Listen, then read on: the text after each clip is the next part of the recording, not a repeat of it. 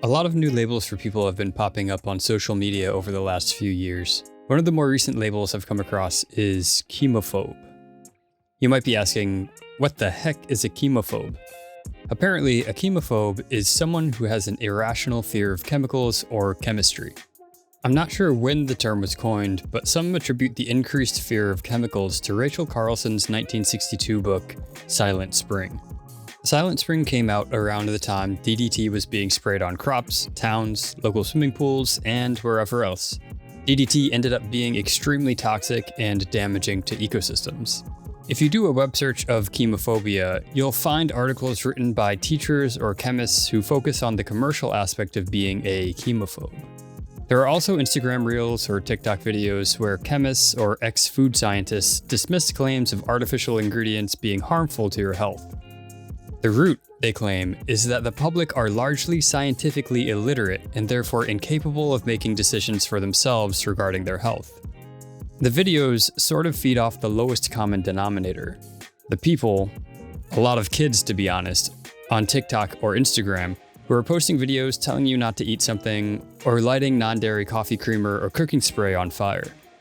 From that perspective, former food scientists critiquing influencers or average people posting onto TikTok, the person who knows more technical terms or more about food regulations will basically always win.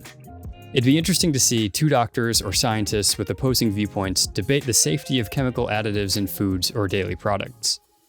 The chemists and food scientists criticizing people who are hesitant to consume products with synthetic chemicals mostly say that businesses are capitalizing off these fears by labeling products natural, organic, pesticide-free, or their absolute favorite, chemical-free.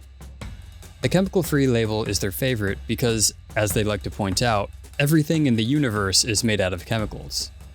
There are natural chemicals that benefit us, there are natural chemicals that kill us, and the same can be said about synthetic chemicals.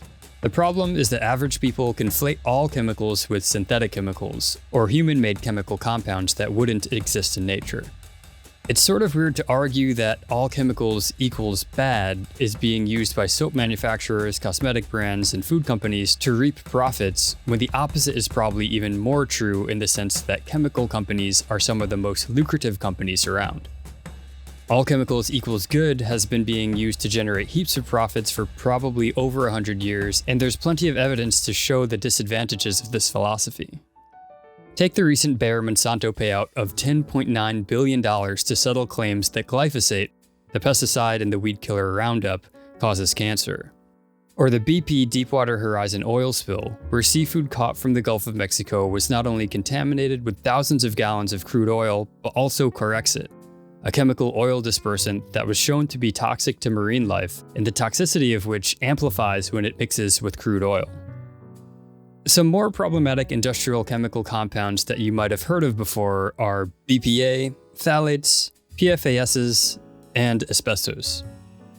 In addition to chemical compounds, there are also heavy metals that have no known safety limit, like mercury, lead, and cadmium.